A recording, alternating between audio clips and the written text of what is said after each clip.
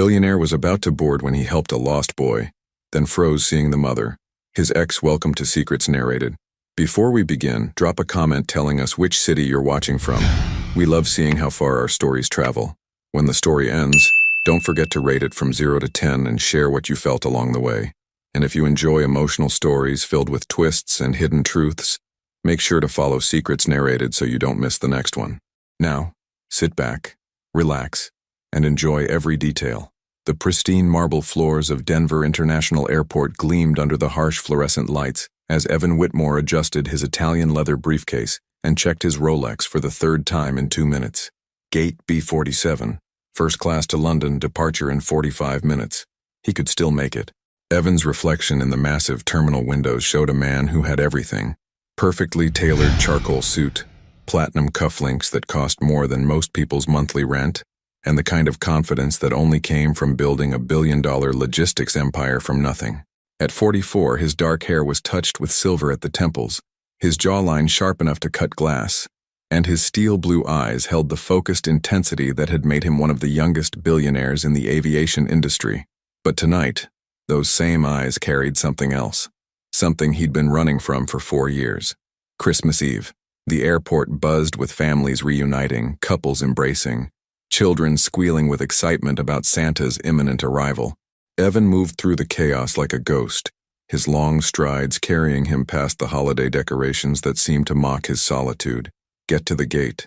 Board the plane. Don't think about it. The mantra had worked for 4 years. Every December 24th, he found a reason to be somewhere else. London this time. Far from the memories of Christmas mornings that used to mean something. Far from the ghost of what he'd destroyed. His phone buzzed. Another business call he'd ignore. Nothing mattered except getting on that plane. That's when he heard it. A soft whimpering sound, barely audible over the airport's constant din. Evan's steps slowed despite his urgency. Near the children's play area, a small figure sat hunched on the floor, clutching a red toy car against his chest. The boy looked to be around 3.5 years old, with sandy brown hair that stuck up in impossible directions and tears streaming down his chubby cheeks. He wore a navy blue sweater with a reindeer on the front and tiny jeans that had clearly seen better days. Evan stopped walking entirely. Not your problem. Keep moving. But something about the child's lost expression tugged at a place in his chest he'd thought was permanently closed for business. The boy looked up and their eyes met. Startling blue eyes that seemed eerily familiar. Hey there, buddy. Evan found himself kneeling beside the boy before he'd consciously made the decision to stop. His expensive suit would probably be ruined by the airport floor, but he couldn't bring himself to care. You okay? The boy sniffled and shook his head, holding up the toy car.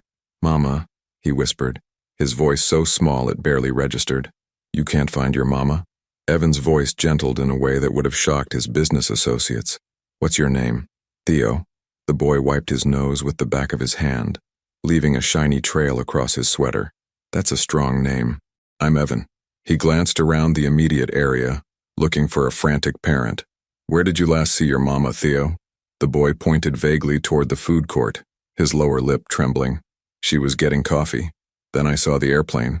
He gestured toward the massive windows overlooking the tarmac. And then she was gone. Evan felt his chest tighten. The kid was terrified, and rightfully so. The airport was enormous, crowded, and overwhelming even for adults. Well, let's find her together, okay? Evan held out his hand, surprised by his own words. He should be boarding his flight. He should be running away, just like he always did. Instead, he was holding hands with a lost toddler. They'd barely taken 5 steps when a voice cut through the crowd like a knife through his chest. Theo, Theo! The voice was raw with panic, desperate with the kind of terror that only a mother could feel. Evan knew that voice, had heard it laugh, whisper sweet words in the dark, and speak his name with love, had heard it say goodbye 4 years ago. The woman running toward them was a vision that stopped time itself. Auburn hair flew behind her like a banner, her green eyes wide with fear and relief. She wore a simple cream sweater and dark jeans, her face flushed from running. At 33, Lila Grant was even more beautiful than he remembered, but there was something different about her now. A strength, a confidence that hadn't been there before. Mama! Theo broke free from Evan's hand and ran straight into her arms. Lila dropped to her knees and swept the boy up. holding him so tightly it was as if she was trying to absorb him back into her body. "Oh God, baby, don't ever scare Mama like that again. I thought—" Her voice broke as she pressed kisses into his hair. Then she looked up. Their eyes met across the 3 feet of space that might as well have been an ocean. Lila's face went completely white, her lips parting in shock. Evan. His name fell from her lips like a prayer, a curse, and a question all at once. But it was Theo who broke the spell, pulling back from his mother's embrace to point excitedly at Evan. "Mama, this is my friend. He helped me find you." The boy's words hung in the air between them as Lila studied Evan's face, then looked down at Theo, then back up at Evan. He could see the exact moment the realization hit her, the way her breath caught, the way her arms tightened protectively around the child who had his eyes, his stubborn cowlick, his way of tilting his head when he was thinking, the child who was calling Lila Mama. Evan's world tilted off its axis as one impossible truth crashed into his consciousness like a freight train. How could you have a son who's nearly 4 years old that you never knew existed? What secrets has time been keeping? And what will Evan do when he realizes that the son he just helped find might be his own? The silence stretched between them like a taut wire, ready to snap. Airport announcements echoed overhead, but the words might as well have been in a foreign language. Evan's mind raced, calculating dates, remembering their last night together, the mathematics of biology clicking into place with brutal clarity. Lila stood slowly, Theo still in her arms, her green eyes never leaving Evan's face. She looked like a cornered animal, protective, wary, ready to bolt. "We need to talk." Evan's voice came out rougher than he intended. "No, we don't." Lila shifted Theo to her hip, the boy's small arms wrapping around her neck. "Come on, baby. We need to catch our flight." She turned to leave, but Evan stepped sideways, not blocking her path exactly, but making it clear he wasn't going anywhere. "Lila, please." The word please felt foreign in his mouth. Evan Whitmore didn't beg. He commanded, negotiated, conquered. But standing there looking at the woman who'd walked away from him and the child who might be his son, he found himself in uncharted territory. "Please what, Evan?" Her voice was steady, controlled, but he could see the tremor in her hands. "Please what? Pretend this is a coincidence? Pretend you care?" Theo lifted his head from his mother's shoulder and looked curiously between the two adults. "Mama, why are you sad?" The innocent question hit both of them like a physical blow. Lila's composure cracked just slightly, and Evan felt something twist in his chest. "I'm not sad, sweetheart. We just need to go." She pressed a kiss to Theo's temple, but her eyes remained locked on Evan's. "Our plane leaves soon. Where are you going?" The question escaped before Evan could stop it. "That's not your business anymore, isn't it?" He gestured toward Theo, whose blue eyes were studying him with unsettling intensity. "When's his birthday, Lila?" She went completely still. "Don't." "When?" "Evan, stop." "August 15th? He was guessing, but the way her face went pale told him he was close. "August 20th. "Stop it." Her voice was barely a whisper. "August 18th. He watched her flinch and knew he'd hit the mark. His legs felt unsteady. 9 months from their last night together. The math was simple, devastating, undeniable.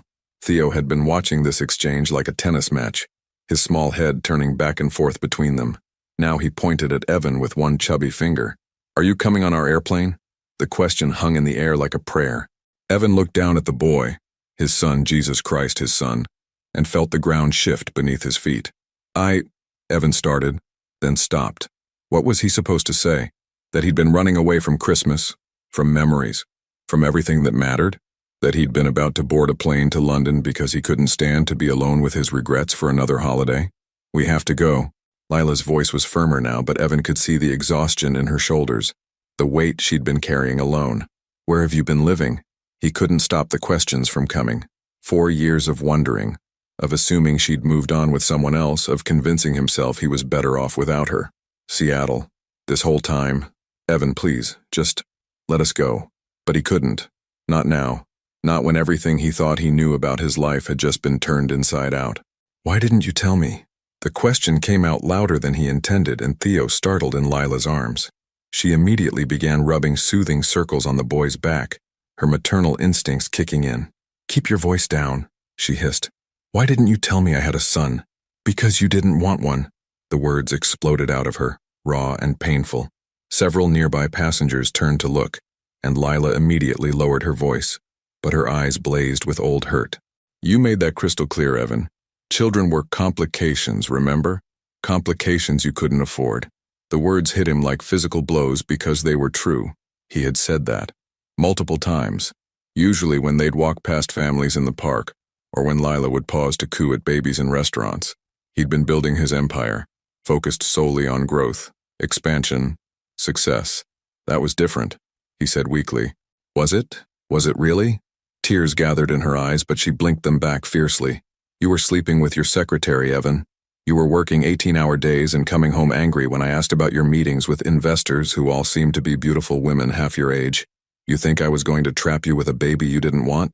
Theo was getting restless, squirming in her arms. Mama, I'm tired. I know, baby. Just a few more minutes. She bounced him gently, her voice automatically shifting to that soft, musical tone all mothers seem to possess. Evan watched the interaction with fascination and growing pain. This woman had raised his child alone, had gone through pregnancy alone, labor alone, sleepless nights alone, had celebrated first words, first steps, first everything without him. I would have changed, he said quietly. If I'd known. Would you have? She looked at him with such profound sadness it took his breath away. Or would you have written checks and hired nannies and convinced yourself that was enough? He opened his mouth to protest, then closed it, because the truth was, he didn't know. The man he'd been 4 years ago might have done exactly that. Mama, who is that man? Theo was looking at Evan again with those impossibly familiar eyes. Lila's jaw tightened. He's someone Mama used to know. Is he nice? The simple question from his son's innocent mouth broke something inside Evan's chest. I try to be, he answered directly to Theo, his voice gentle. Theo smiled, a brilliant, gap-toothed grin that was pure sunshine. I like your watch, it's shiny. Despite everything, Evan almost smiled. Thank you. We really need to go. Lila was already backing away, but Evan could see the conflict in her eyes. Part of her, a small part, wanted to stay to hash this out to figure out what the hell they were supposed to do now. What flight are you on? Evan, just tell me what flight. She hesitated, then sighed. Southwest 1847 to Seattle. It boards in 20 minutes. He pulled out his phone, fingers flying across the screen. Cancel it. What? Cancel the flight. We need to talk. Really talk. And not here. Not in an airport with a toddler who doesn't understand what's happening. I can't just cancel our flight. We have plans, commitments. I'll get you on another flight. Tomorrow. Next week. Whenever you want. But Lila, he stepped closer, careful not to spook Theo. I just found out I have a son. Don't you think that deserves more than a 5-minute conversation in an airport terminal? She was wavering. He could see it in the way her grip tightened on Theo, in the way she was biting her lower lip. A nervous habit he remembered from their time together. What do you want from us, Evan? The question was so simple, so direct, and yet he didn't have an answer. What did he want? To be a father? To win her back? To make up for 4 years of not knowing his son existed? I want to not be a stranger to my own child. The words hung between them, heavy with possibility and pain. In the distance, a gate agent announced the boarding of Southwest Flight 1847 to Seattle. Lila looked toward the gate, then down at Theo, then back at Evan. The weight of her decision pressed down on all of them as she stood at the crossroads between the life she'd built and the man who'd just walked back into it. The final boarding call for Southwest 1847 to Seattle echoed through the terminal, urgent and unforgiving. Lila closed her eyes, her breath shaky as she held Theo closer to her chest. The boy was getting heavier in her arms, his eyelids drooping with the exhaustion that came with being almost 4 years old and way past his usual bedtime. Mama? Theo's voice was sleepy, confused. Are we going home now? Home. The word hit Evan like a punch to the gut. Home was Seattle. Home was a life he'd never been part of. Home was bedtime stories and scraped knees and birthday parties he'd missed. 3.5 years of home that had happened without him. I don't know, baby, Lila whispered, and Evan could hear the tremor in her voice. Mama's thinking. She looked toward the gate where the last stragglers were showing their boarding passes, then back at Evan. Her green eyes were stormy with conflict, fear, and something else. Something that looked almost like hope. If I stay, she said quietly. If I miss this flight, what then? You disappear again when you get bored? When this novelty wears off and you remember why you didn't want children in the first place? The accusation stung because it was fair. Evan had a track record of walking away when things got complicated. when emotions ran too deep, when the stakes felt too high. But looking at Theo's sleepy face, at those blue eyes that were unmistakably his own, he felt something shift inside his chest, something permanent and unbreakable. "I won't disappear," he said, and meant it more than he'd meant anything in years. "How do I know that?" Because he struggled for the words, for some way to make her understand that he wasn't the same man who had destroyed their relationship 4 years ago. "Because I've been disappearing for 4 years, Lila, running from everything that mattered, and I'm tired of running." Theo lifted his head and looked at Evan with sudden alertness. "Are you sad too?" The innocent question from his son's mouth nearly undid him completely. "Yeah, buddy. I'm a little sad. When I'm sad, Mama sings to me." "Do you want her to sing to you?" Evan's throat tightened. "Maybe later." Lila was studying his face with the intensity of someone trying to solve a complex equation. He could see her weighing risks, calculating possibilities, trying to protect both herself and Theo from potential heartbreak. The gate agent made one final announcement. "Last call for Seattle." "Okay," Lila said suddenly, her voice barely audible over the airport noise. "Okay, I'll stay, but not here, not in public. And if Theo gets scared or uncomfortable, if this becomes too much for him, we leave immediately," Evan finished. "Whatever you need, whatever makes you both comfortable." She nodded, then turned toward the gate agent. "Excuse me, I need to speak with someone about changing my flight." 15 minutes later, they were walking through the airport in surreal silence. Theo had perked up at the adventure of not getting on the airplane, chattering about the moving walkways and pointing at every plane they passed.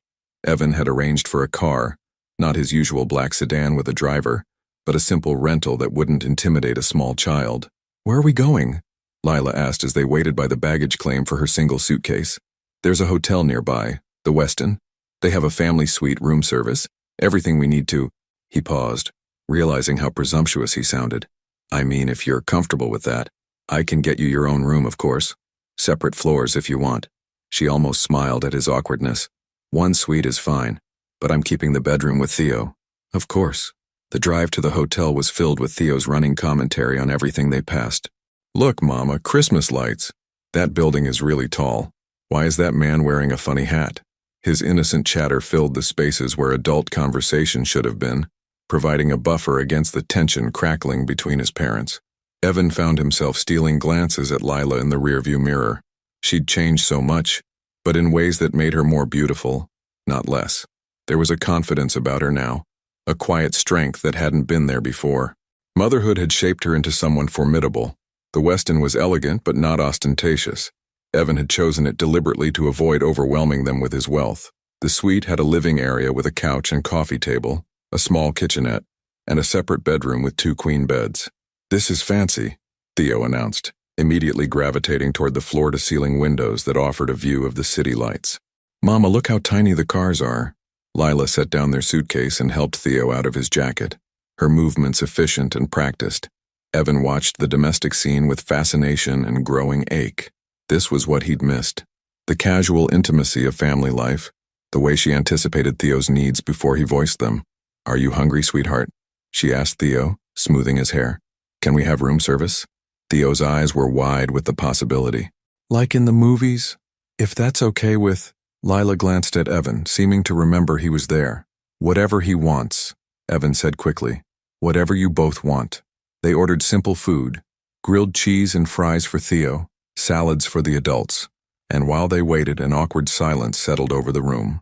Theo was exploring every corner of the suite, opening drawers and touching everything with the fearless curiosity of a toddler. "He's beautiful," Evan said quietly, watching his son investigate the complimentary chocolates on the pillows.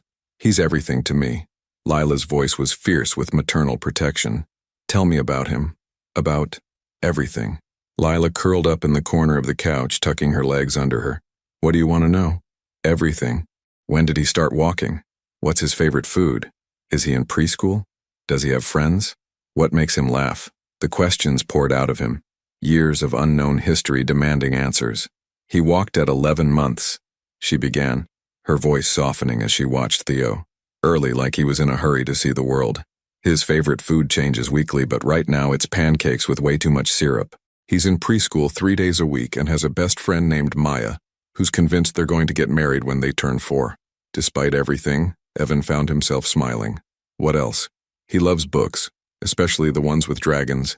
He can count to 20 in English and 10 in Spanish. His teacher, Mrs. Rodriguez, has been working with him. He's obsessed with airplanes, which I guess makes sense now. She gestured vaguely at Evan. He sleeps with a stuffed elephant named Mr.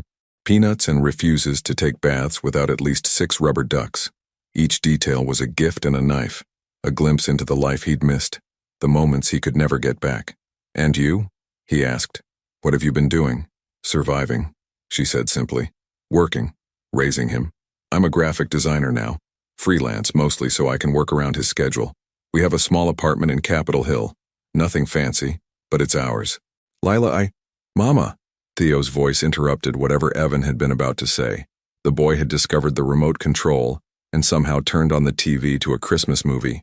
"Look, Santa. Come here, baby." Lila patted the couch beside her, and Theo climbed up, snuggling against her side. The three of them sat there in the soft lamplight, watching animated reindeer dance across the screen, and for a moment, it almost felt like a family, almost felt like what they could have been. But Evan knew that underneath the temporary peace there were deeper conversations waiting, harder truths to face, and the biggest question of all, whether forgiveness was possible after 4 years of absence and a lifetime of damage already done. By the time room service arrived, Theo had fallen asleep against Lila's shoulder, his small body warm and trusting in a way that made Evan's chest ache. The Christmas movie played softly in the background, forgotten as both adults watched the rise and fall of the child's breathing. "I should put him to bed," Lila whispered, but she made no move to get up. There was something peaceful about the moment, something neither of them wanted to break. "Does he always fall asleep so easily?" Evan asked quietly. "Only when he feels safe." The words carried weight, an unspoken message about trust and security, and the life they'd built without him.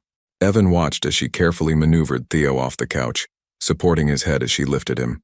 It was clearly a practiced movement, something she'd done hundreds of times. The boy stirred slightly but didn't wake as she carried him toward the bedroom. "There are pajamas in the suitcase," she called softly over her shoulder. Evan found himself following, drawn by curiosity and something deeper. He stood in the doorway, watching as Lila efficiently changed Theo into dinosaur print pajamas, the boy remaining mostly asleep through the process.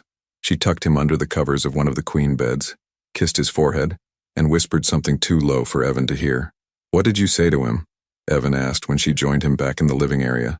"That he's safe, that I love him, and that I'll be right here when he wakes up." She settled back onto the couch, suddenly looking exhausted. "It's what I say every night." The room service cart sat between them, loaded with food neither of them seemed interested in eating. The weight of everything unsaid filled the space like fog. "Can I ask you something?" Lila's voice was tentative. "What happened to you? I mean, really happened? Because the man I fell in love with he would never have cheated on you?" Evan finished when she couldn't say the words. She nodded, her eyes fixed on her hands. Evan was quiet for a long moment, trying to find words for the slow dissolution that had happened without him even noticing. "I got lost," he said finally. "The business started growing so fast and suddenly everyone wanted something from me. Investors, clients, employees, women who saw the money before they saw me. That's not an excuse." "No, it's not." He looked directly at her. "I started believing I deserved the attention, that I'd earned the right to have everything I wanted when I wanted it. I convinced myself you'd understand, that you'd wait, that what we had was solid enough to survive my mistakes. But it wasn't." "But it wasn't," he agreed. "And by the time I realized what I was losing, you were already gone." Lila reached for her water glass, her movements careful and controlled. "Do you know what the worst part was? It wasn't even the cheating, not really. It was that you stopped seeing me. I'd try to tell you about my day and you'd answer emails. I'd suggest we go somewhere together and you'd schedule it like a business meeting. I became invisible in my own relationship." The words hit him like physical blows because they were true. Every accusation, every hurt. He remembered it all now with painful clarity. "The woman I caught you with," Lila continued. "She wasn't even the first, was she?" Evan's silence was answer enough. "I thought so." She let out a shaky breath. "I kept telling myself I was imagining things, that I was being paranoid or needy. But deep down I knew.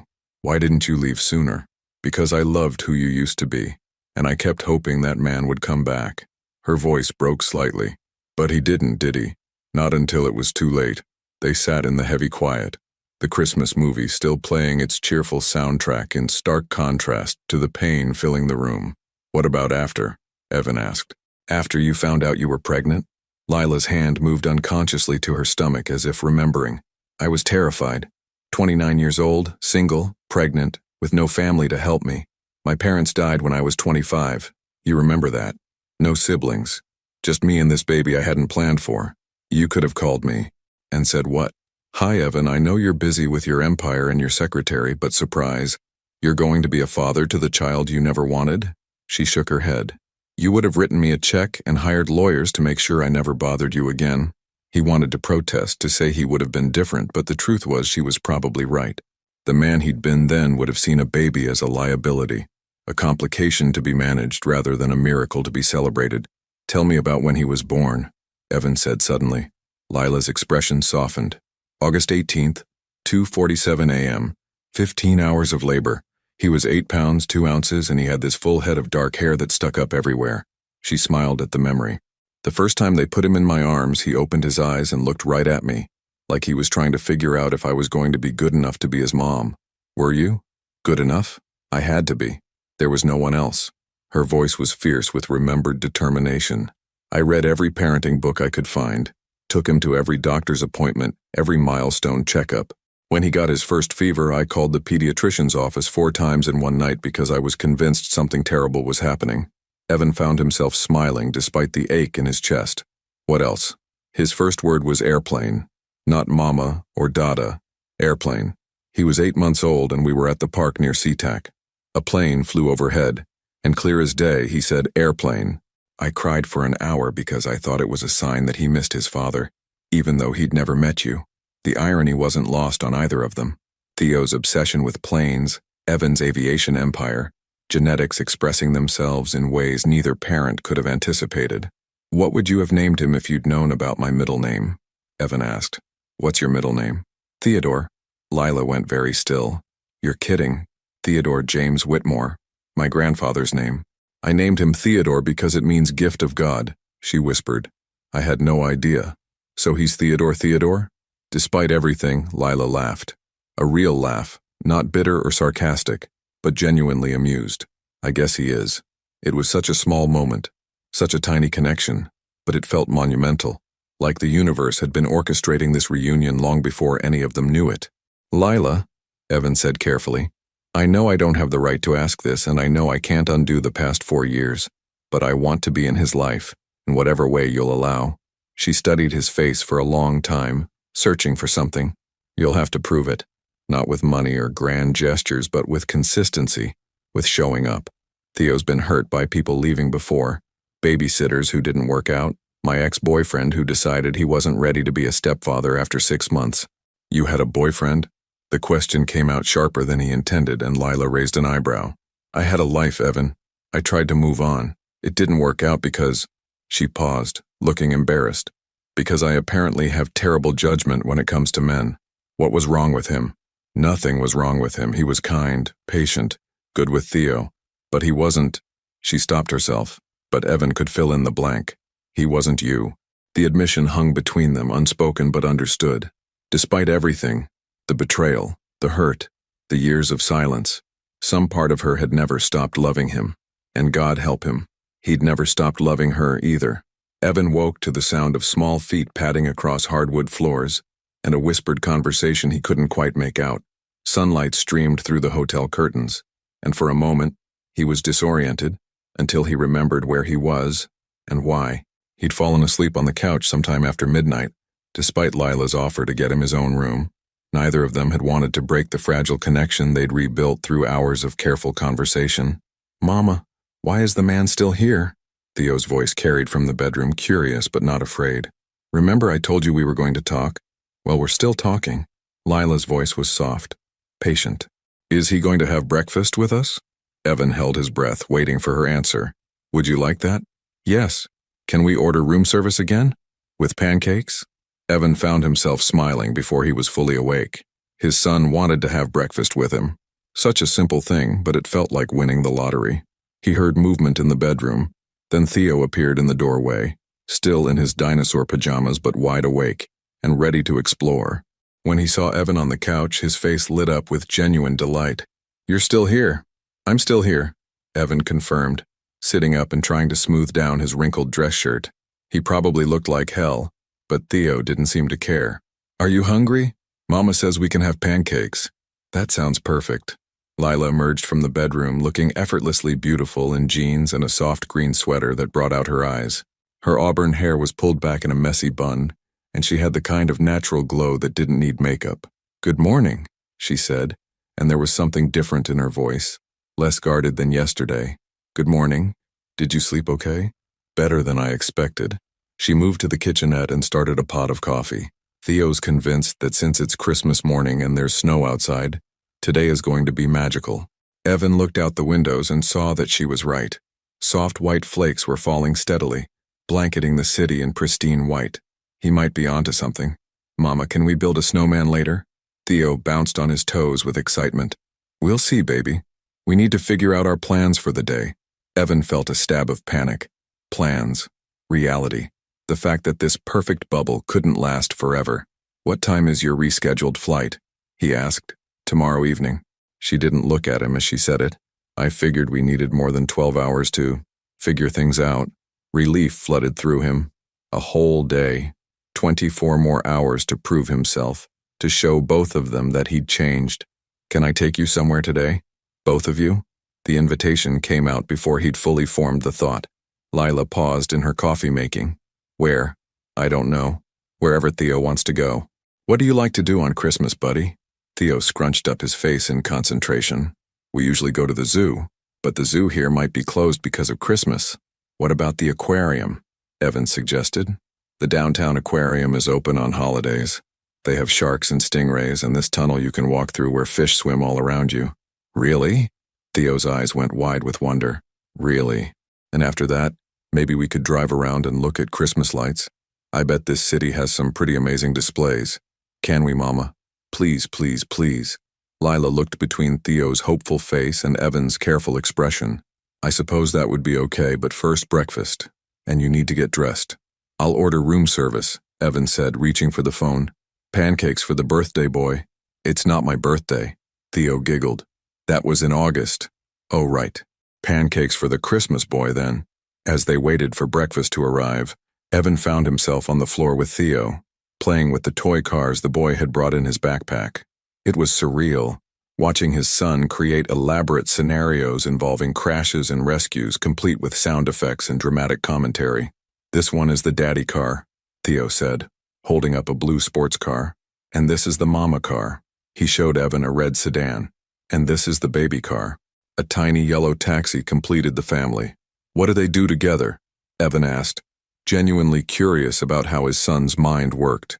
"They go on adventures, and when the baby car gets scared, the daddy car protects him, and the mama car sings songs to make him feel better." The simple innocence of it broke Evan's heart and filled it at the same time. This was what family was supposed to be. Protection, comfort, presence. "That sounds like a perfect family," Evan said quietly. "Yeah," Theo agreed enthusiastically. Then he looked up at Evan with those serious blue eyes. "Are you somebody's daddy?" The question hung in the air like a live wire. Lila stopped moving in the kitchenette, clearly listening. Evan met his son's gaze steadily. "I think I might be. I'm still figuring it out." "Oh," Theo seemed to consider this. "Being a daddy looks hard." "Why do you say that?" "Because Maya's daddy is always tired, and sometimes he gets grumpy when Maya asks him to play. But he still loves her a lot." "How do you know he loves her?" "Because he always comes back. Even when he has to go to work or go on trips, he always comes back." The wisdom in his son's simple words hit Evan like a physical blow. Love wasn't about grand gestures or perfect moments, it was about showing up. Consistently. Reliably. Even when it was hard. "You're very smart," Evan told him. "I know," Theo said matter-of-factly, then went back to his cars. Breakfast arrived in a flurry of covered dishes and impressive presentations. Theo's pancakes came with whipped cream and strawberries arranged in a smiley face, which delighted him so much he insisted on taking a picture with Lila's phone before eating them. "This is the best Christmas ever," he declared through a mouthful of pancakes and syrup. "Even without presents?" Lila asked, cutting up his food into smaller pieces. "We don't need presents. We have pancakes and snow and..." He looked at Evan thoughtfully. And new friends. New friends. Not daddy, not family, but friends. It was a start, more than Evan had any right to hope for. After breakfast, they bundled up for their adventure. Theo was beside himself with excitement as they took the elevator down to the lobby, chattering nonstop about fish and sharks and Christmas lights. The rental car felt different today, less like strangers sharing a ride, and more like something approaching a family outing. Theo was secured in a car seat Evan had somehow procured overnight. Lila didn't ask how, and he kept up a running commentary on everything they passed. Look, Mama, that building has a Christmas tree on top. I see it, baby. And that one has lights shaped like snowflakes. The aquarium was magical through a child's eyes. Theo pressed his face against every glass wall, oohing and eyeing at jellyfish and sea turtles and tropical fish in impossible colors. When they reached the shark tunnel, he grabbed both Evan's and Lila's hands without thinking, creating a chain between them as hammerheads glided overhead.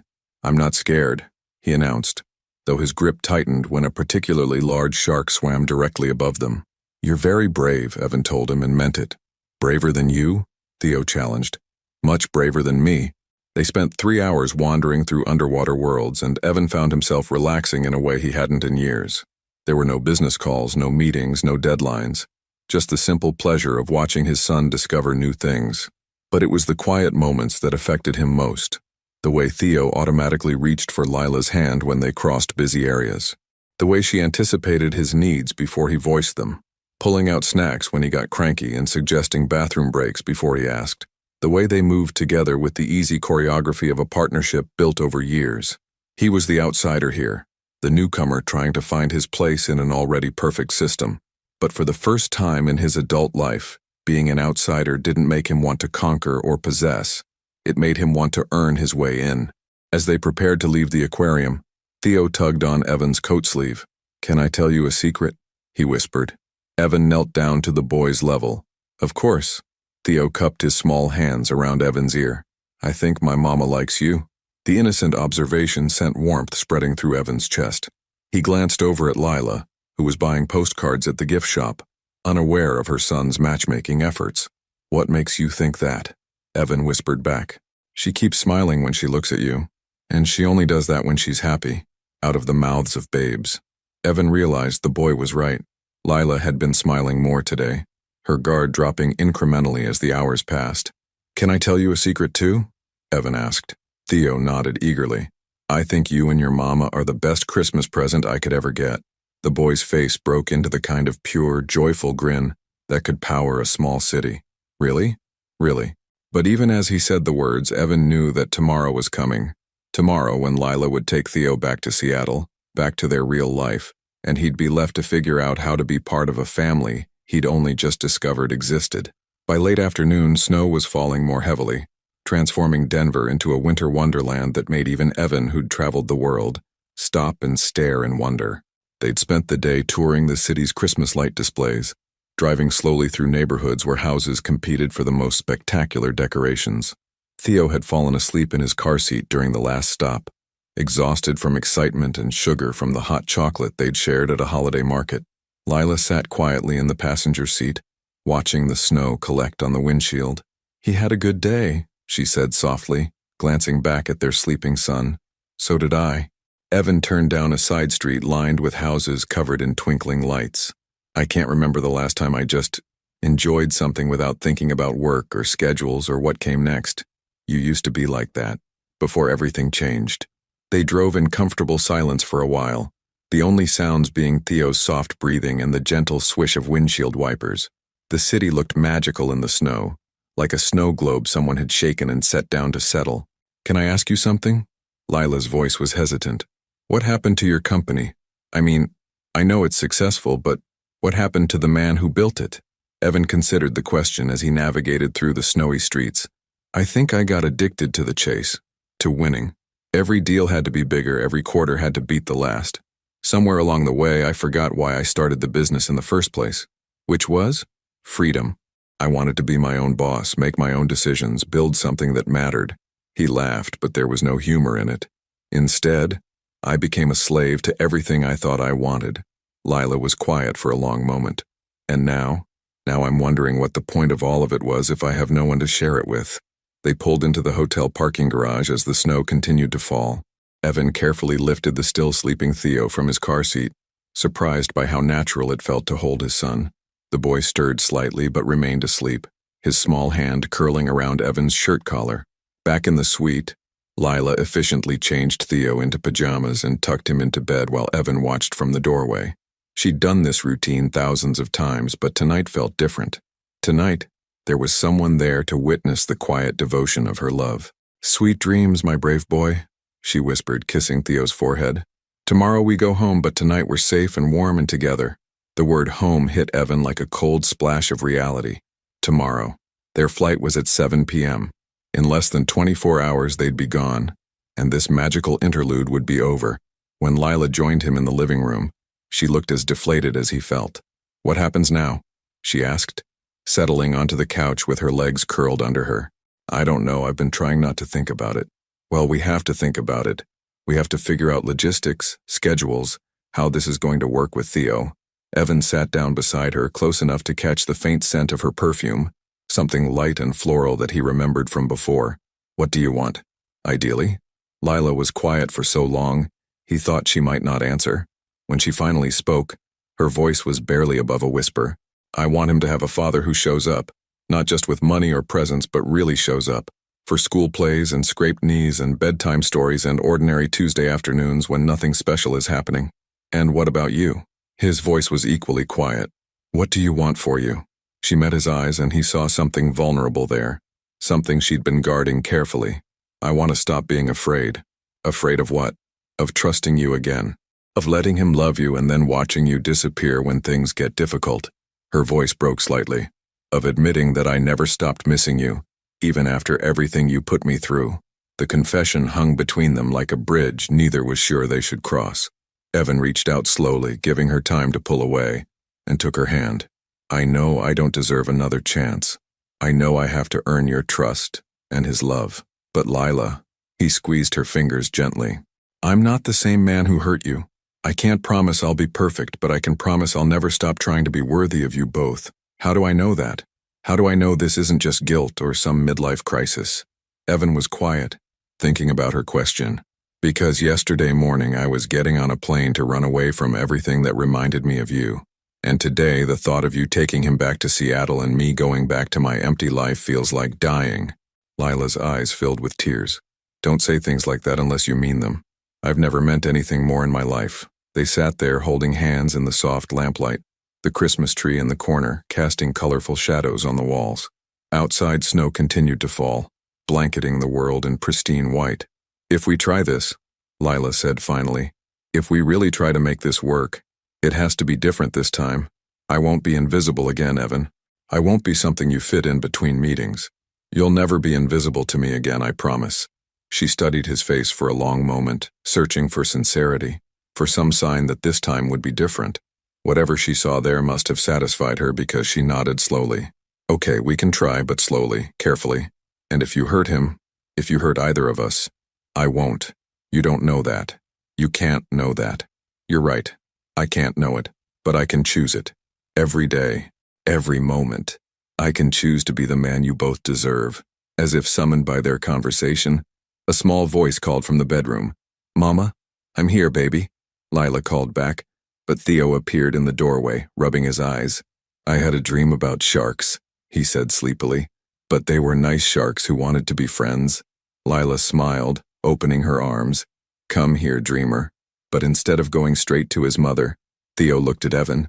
"Will you still be here in the morning?" The question was so simple, so trusting, that it nearly broke Evan's heart. "If you want me to be." "I do," Theo said matter-of-factly, then climbed onto the couch between them.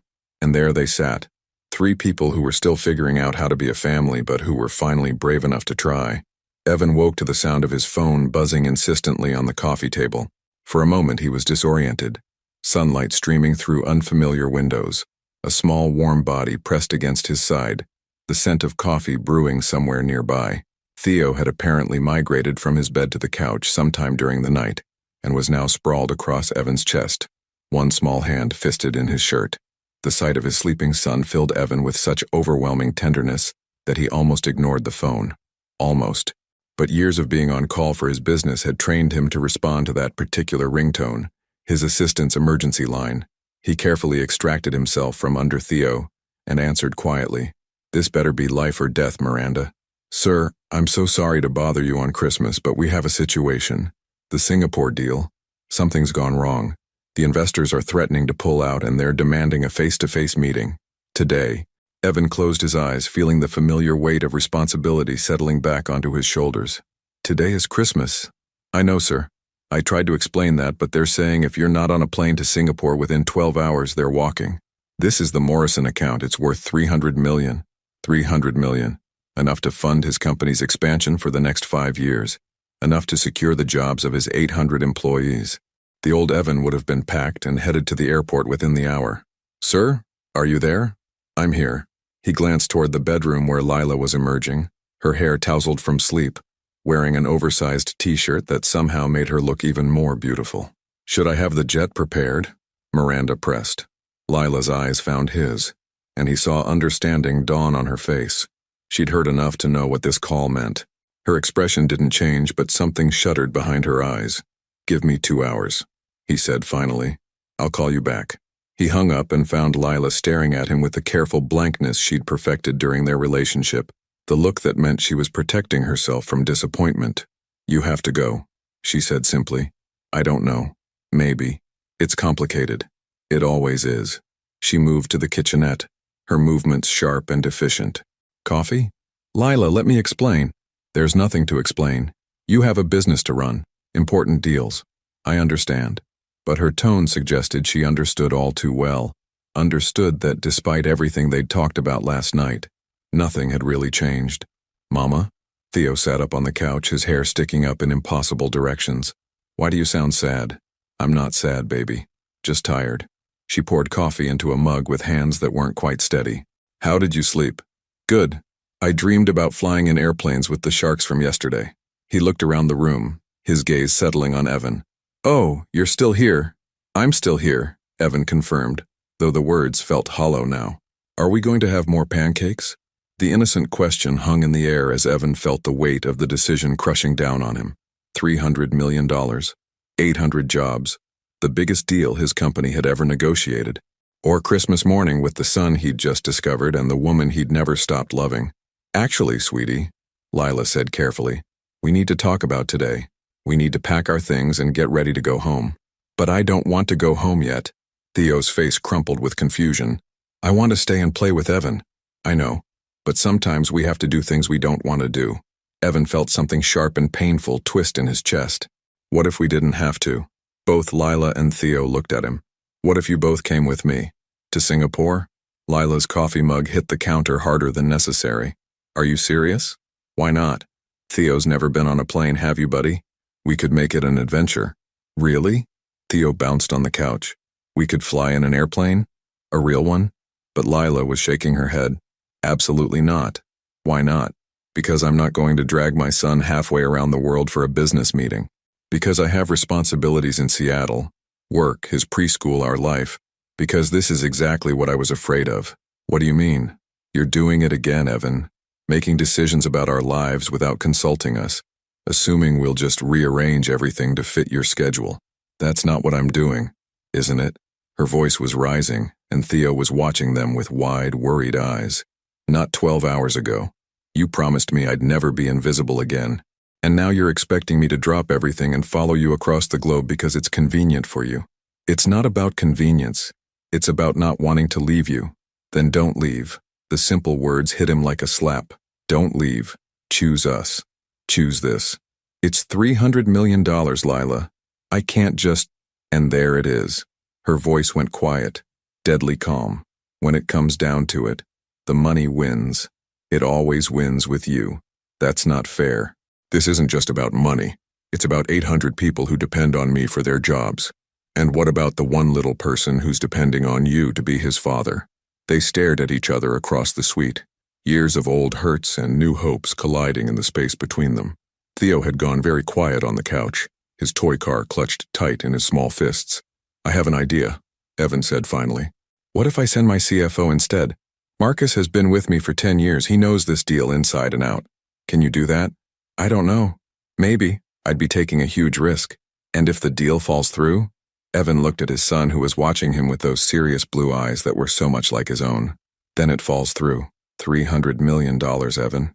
You'd really risk that? He moved to the couch and sat down beside Theo, who immediately climbed into his lap. You want to know what I've learned in the past 2 days?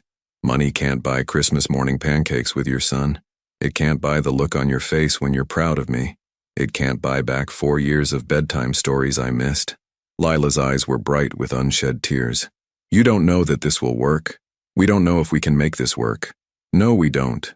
But I know that if I get on that plane today, we'll never find out. He looked down at Theo, who was playing with his watch. And I'm tired of running away from the only things that actually matter. The phone rang again. Miranda, no doubt wondering what was taking so long. Evan looked at it, then at Lila, then at his son, and for the first time in his adult life, he let it go to voicemail. Mama, Theo said quietly, are you and Evan going to keep fighting? Lila's face crumpled. No, baby, we're not fighting. We're just trying to figure some things out. Grown-ups are weird, Theo observed matter-of-factly. Despite everything, both Evan and Lila laughed. Yes, Lila said, wiping her eyes. We really are. Evan's phone buzzed with a text, then another. He could feel the weight of his business empire pulling at him, demanding his attention, his presence, his life. But for once, something else was pulling harder. Evan's phone had been buzzing non-stop for 20 minutes. Texts from Miranda, calls from board members, emails marked urgent flooding his inbox. The Singapore investors were getting impatient, and his entire company was in crisis mode. But he was sitting on the hotel room floor, building a tower out of coffee stirrers with his son, and he'd never felt more at peace. Higher, Theo demanded, carefully placing another stirrer on top of their precarious construction. Make it touch the ceiling. I don't think we have enough stirrers for that, buddy. Then we need to call room service and ask for more. Lila was curled up in the armchair, watching them with an unreadable expression. She'd been quiet since their argument earlier, processing everything that had happened. Evan's phone rang again. This time it was Marcus, his CFO. I should take this, he said apologetically, stepping away from the tower. Evan, what the hell is going on? Miranda says you've gone radio silent on the biggest deal in company history. Marcus, I need you to go to Singapore. What? Now? Today? Right now. I'm sending the company jet. You know this deal better than anyone except me. You can handle it. Evan, are you insane? These investors specifically requested you. They won't accept a substitute, especially not last minute. Evan watched Theo carefully add another stirrer to their tower, his tongue poking out in concentration. Then we'll lose the deal. The silence on the other end was deafening. Did you just say we'll lose $300 million? That's what I said. Have you lost your mind? What could possibly be more important than... I found him, Marcus. Found who? My son. I have a son. Another long silence. Marcus had been with the company since the beginning. He'd watched Evan's relationship with Lila fall apart, had seen him become increasingly isolated and work-obsessed. Jesus, Evan, are you sure? I'm sure. Evan glanced at Lila, who was pretending not to listen. And I'm not losing him again. Okay, I'm on my way to Singapore. But Evan, if this deal falls through, the board is going to have questions. Let them ask. After he hung up, the room felt unnaturally quiet. Even Theo seemed to sense the gravity of what had just happened. Did you just risk your entire company for us? Lila's voice was barely above a whisper. I risked a deal. The company will survive. A $300 million deal, Evan. That's not just money, that's people's livelihoods. Marcus will pull it off. He's brilliant. But Lila was shaking her head. What if he doesn't? What if this destroys everything you've built? Then I'll build something else. He sat back down beside Theo, who immediately handed him another stirrer. Something that doesn't require me to choose between success and the people I love. You don't love us, Lila said quietly. You can't. You've known him for 2 days. The words hit him like a physical blow. Don't tell me what I feel. I'm trying to protect him, Evan. And myself. This is all happening so fast. And when things don't work out, why are you so sure they won't work out? Because. The word exploded out of her, startling Theo. She immediately lowered her voice, but her eyes were blazing. Because I've been here before. I've watched you choose everything else over me. I've seen you promise to change and then fall right back into the same patterns. This is different. Is it? Or are you just feeling guilty about missing 4 years? Evan felt his temper flare. You think I'm here out of guilt? I don't know why you're here. I'm here because the moment I saw him, everything else stopped mattering. Their raised voices had upset Theo, who was looking between them with worried eyes. Don't fight, he said in a small voice. Please don't fight. Both adults immediately deflated, the fight going out of them at their son's distress. Come here, baby, Lila said, opening her arms. Theo climbed into her lap and she held him close. I'm sorry. Mama didn't mean to get loud. Are you still friends? Theo asked, looking at Evan. We're still friends, Evan assured him. Sometimes friends disagree, but that doesn't mean they stop caring about each other. Oh, Theo seemed to consider this. Like when me and Maya fight about who gets to be the princess. Exactly like that. Lila was quiet for a long moment, holding Theo and staring out the window at the snowy city. There's something I need to tell you, she said finally. Something I should have told you yesterday. Evan felt his stomach drop. What? When I was pregnant? When I decided not to tell you? It wasn't just because I thought you didn't want children. Then why? She took a shaky breath. Because I overheard you on the phone with your lawyer. About a prenup. Evan frowned. What prenup? You were asking him about protecting your assets if we got married. About making sure no one could come after your money if things didn't work out. Her voice was barely audible. You were planning to propose, but you were also planning to protect yourself from me. The memory hit him like a freight train. He had been thinking about proposing, had even bought a ring, but his lawyer had insisted on discussing asset protection, had filled his head with stories about wealthy men who'd lost everything in divorces. Lila, I wasn't trying to protect myself from you, I was just being practical. I know, but it told me everything I needed to know about what kind of marriage we'd have. One where you'd always be looking for the exit, always protecting yourself from the risk of really trusting me. So when you found out you were pregnant, I knew that if I told you, you'd marry me out of obligation, and you'd resent both of us for trapping you. Tears were streaming down her face now. I couldn't live with that. I couldn't raise a child in a marriage where I was seen as a liability. Evan felt like the ground had been pulled out from under him. All these years he'd thought she'd left because she couldn't handle his success, but she'd left because she thought he saw her as a threat to it. I never got to explain, he said quietly, about the prenup conversation. What was there to explain? That I told him no, that I fired him the next day and found a new lawyer. He met her eyes. That I threw the prenup papers in the trash because the idea of not trusting you completely felt like the worst kind of betrayal. Lila went very still. You... what? I never wanted a prenup, Lila. That was my father's voice in my head. My lawyer's paranoia. The moment I really thought about it, about what it would mean to start our marriage from a place of distrust, he shook his head. I couldn't do it. But I heard you. You heard me asking questions. You didn't hear me rejecting every answer he gave me. The color drained from her face as the implications hit her. Oh God, Evan, I'm so sorry. You thought I was already planning our divorce before I'd even proposed. She nodded, unable to speak. I was going to propose on your birthday, he said softly. I had it all planned. Dinner at that little Italian place you loved, then a walk through the park where we had our first date. I was going to tell you that you were the only sure thing in my uncertain world. I ruined everything, she whispered. We both did. We stopped talking to each other and started making assumptions instead. Theo had been listening to this exchange with the intense focus children brought to adult conversations they didn't quite understand. Does this mean you're not friends anymore? He asked worriedly. Lila and Evan looked at each other across 4 years of misunderstanding and hurt. I think, Evan said carefully, it means we're figuring out how to be friends again. 2 hours later, Evan's phone rang with news that would have destroyed the old version of himself. The Singapore deal is dead, Marcus said without preamble. They walked. Said if you couldn't be bothered to show up personally, they'd find someone who valued their business. Evan was quiet for a moment, processing the loss of the biggest contract in his company's history. Theo was napping on the couch beside him, and Lila was in the shower giving them both space after the emotional revelations of the morning. How bad? He asked finally. Bad. The board is calling an emergency meeting. Stock will probably take a hit when this goes public. And Evan, Marcus paused. There are already rumors that you've lost focus. Some of the major investors are getting nervous. Let them be nervous. This could cost you control of your own company. Evan looked down at his sleeping son, at the way Theo's hand was curled around his finger even in sleep. Then maybe it's time for a change. Jesus, you really have lost your mind. Maybe, or maybe I've finally found it. After he hung up, Evan sat in the quiet hotel room watching snow fall outside the windows. Everything he'd built over the past decade was potentially crumbling, and he felt peaceful. For the first time in years, he felt like himself again. Lila emerged from the bathroom, her hair damp and her face scrubbed clean of makeup. She looked younger somehow, more like the woman he'd fallen in love with all those years ago. "Bad news?" she asked, noting his expression. "The worst. The deal fell through. The board is in revolt. I might lose my company."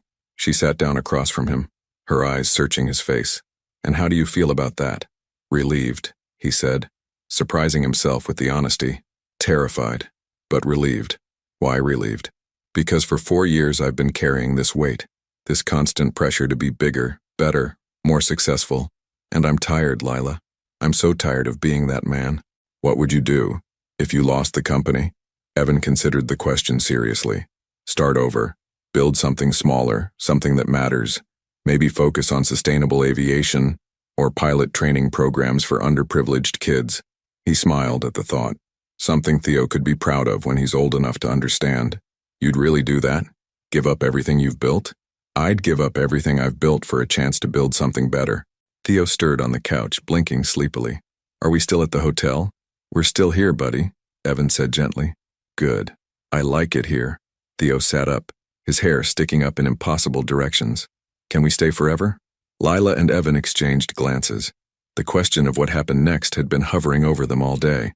"Theo, we need to talk about that," Lila said carefully. "About what happens when we go home to Seattle." "I don't want to go home without Evan," Theo said matter-of-factly. "He's my friend." "I know, sweetie, but Evan has his own home, his own life." "Actually," Evan interrupted, "I've been thinking about that." Lila raised an eyebrow. "Thinking about what?" "Seattle's a beautiful city. Good business opportunities. Amazing coffee." He paused, his heart racing. "I could relocate." "Evan, I'm serious. I could move my headquarters there, or start something new. Be close to Theo." "Close to?" He looked directly at her. "Close to both of you. You can't just uproot your entire life." "Why not? You did it. You built a whole new life in Seattle, raised an amazing kid, started a career. If you can do it, so can I." Theo was bouncing with excitement. "Would you live near us? Could I see you every day?" "If your mama says it's okay." All eyes turned to Lila, who looked overwhelmed by the magnitude of what they were discussing. "This is crazy," she said. "You're talking about moving across the country for people you've known for 3 days. I'm talking about moving across the country for my family." The word hung in the air between them. Family. Not just his son, but all of them together. "We're not a family, Evan. We're figuring out what we are." "Then let's figure it out together. In the same city. In the same time zone." He leaned forward, his voice gentle but determined. "I spent 4 years running away from you, from us, from everything that mattered. I don't want to spend another day doing that. What if it doesn't work out? What if we try this and we're just too damaged, too different now? Then at least we'll know we tried. And Theo will have his father in his life, which is what matters most." Theo had been following this conversation with intense concentration. Now he climbed off the couch and stood between his parents, looking from one to the other. "I have an idea," he announced solemnly. "What's that, buddy?" Evan asked.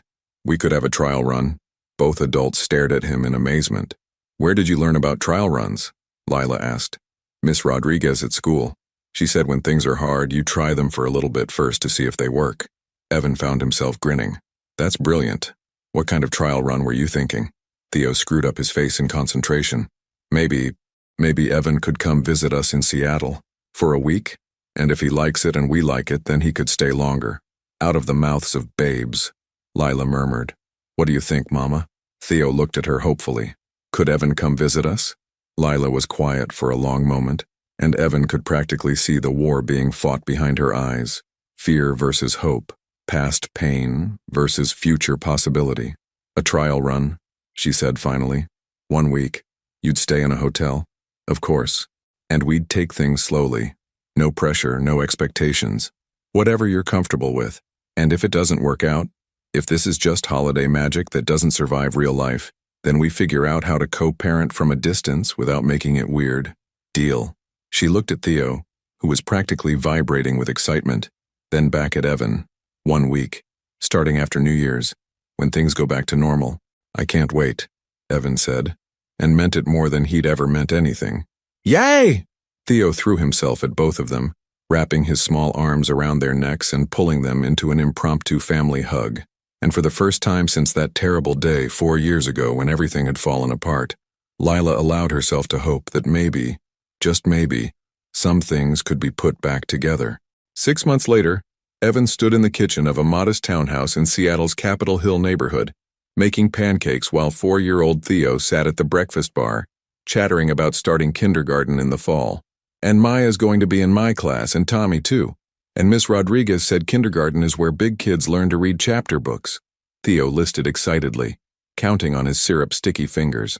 That sounds exciting, Evan said, flipping a pancake with perhaps more flair than necessary, earning an impressed whoa from his son. The trial week had turned into a month, then 3 months, and finally Evan had sold his Denver penthouse and made the move official. He'd stepped down as CEO of his company, keeping a minority stake but turning day-to-day operations over to Marcus, and started a smaller aviation consulting firm focused on sustainable technology. It wasn't the empire he'd built before, but it was something he could be proud of. Something that didn't require 18-hour days or constant travel. Something that left room for school pickup and bedtime stories and Saturday morning pancakes. Is Mama coming down for breakfast? Evan asked, though he already knew the answer. Lila had been working late on a big project for a nonprofit organization. Her freelance business had grown into something much larger than either of them had expected. She's in the shower. She said to tell you she'll be down in 5 minutes and that you better not eat all the pancakes before she gets here. Evan grinned. Some things never changed. Lila's sweet tooth, her inability to function before her first cup of coffee, the way she hummed old songs when she thought no one was listening. Other things had changed dramatically, like the fact that she was living in his townhouse now, not just visiting. Like the way she'd fallen asleep in his arms last night after they'd stayed up talking about Theo's school, their work, their carefully rebuilt relationship, like the small velvet box currently hidden in his sock drawer upstairs. Morning, boys. Lila appeared in the doorway, her damp hair pulled back in a messy bun, wearing one of Evan's old Stanford t-shirts that hit her mid-thigh. She looked rumpled and beautiful and absolutely perfect. Morning, beautiful, Evan said, leaning over to kiss her cheek as she passed. Pancakes, she said, stealing a piece from Theo's plate. My favorite. Hey, those are mine, Theo protested, but he was giggling. I'll make more, Evan assured them both. We have all morning. It was true. Saturday mornings had become sacred in their house. No work calls, no urgent emails, just the three of them being a family.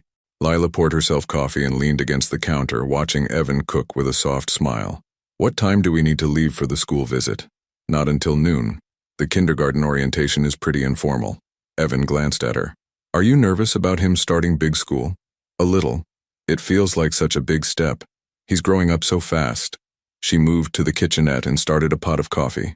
Sometimes I can't believe my baby is starting real school. He's going to do great. He's smart, confident, and he's got the best mom in the world. What if he's not ready? What if he misses us too much? Evan set down his spatula and moved to stand in front of her. Then we'll be right there to pick him up. But Lila, look at him. He gestured toward Theo, who was building a tower with his pancake pieces. He's ready for this adventure. Evan, her voice was soft, touched. I have something for you, he said suddenly. For both of you, actually. It's not my birthday, Lila said, confused. And it's not Christmas, Theo added helpfully. No, but it's special anyway. Evan took a deep breath, his heart pounding. Stay right here. Don't move. He disappeared upstairs, leaving Lila and Theo looking at each other in bewilderment. What do you think he's getting? Theo whispered. I have no idea, baby. When Evan returned, he was carrying a manila folder and the small velvet box, though he kept the box hidden behind his back. Okay, he said, his voice slightly shaky with nerves. Theo, this is for you first. He handed the folder to his son, who opened it with intense concentration, his face scrunching up as he tried to read the official-looking documents inside. I can't read all these big words, Theo said. They're adoption papers, Evan said quietly. If you want, if your mama says it's okay, I'd like to adopt you, officially, legally, so that you're not just my son in my heart, but on paper too. Theo's eyes went wide. Does that mean you'd be my real daddy? I'm already your real daddy, buddy. This just makes it official. Yes, Theo launched himself at Evan, wrapping his arms around his neck. Yes, yes, yes. I want that. Lila was crying, her hand pressed to her mouth. Evan, are you sure? The legal process, the paperwork. I've never been more sure of anything in my life. He turned to her, still holding Theo. Which brings me to what I wanted to give you. He set Theo down and pulled out the velvet box, dropping to one knee right there in their kitchen with pancakes burning on the stove and morning sunlight streaming through the windows. Lila Grant.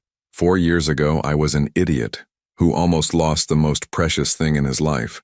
You gave me a second chance I didn't deserve, and you've made me a better man than I ever thought I could be. His voice was thick with emotion. I love you. I love our son. I love the life we've built together, and I want to keep building it for the next 50 years. He opened the box, revealing a simple, elegant solitaire. Nothing flashy or ostentatious, just perfect. Will you marry me? Lila was sobbing now, happy tears streaming down her face. You're really doing this? Proposing to me in our kitchen in your old t-shirt while our son eats pancakes? Is there anywhere else you'd rather be? She looked around their kitchen, at Theo bouncing excitedly on his stool, at the half-eaten pancakes and scattered newspapers, at the coffee maker they'd fought over counter space for, and the pictures on the refrigerator documenting their new life together. No, she said, laughing through her tears. There's nowhere else I'd rather be. Is that a yes? That's a yes. Evan slipped the ring onto her finger with shaking hands, then stood and kissed her while Theo cheered, and the smoke detector started beeping, because the pancakes had indeed burned. I love you, Evan whispered against her lips. I love you too, she whispered back. All of you. This whole beautiful, messy, perfect life. Are we going to be a real family now? Theo asked, tugging on both their hands. We've always been a real family, Lila said, pulling him into their embrace. Now we're just making it official. Like the adoption papers? Exactly like the adoption papers. They stood there in their kitchen, holding each other while the smoke alarm blared and the winter sun painted everything gold, and Evan knew with absolute certainty that this was what happiness looked like. Not a boardroom victory or $1 million deal, but pancakes and proposals and the promise of forever with the people who mattered most.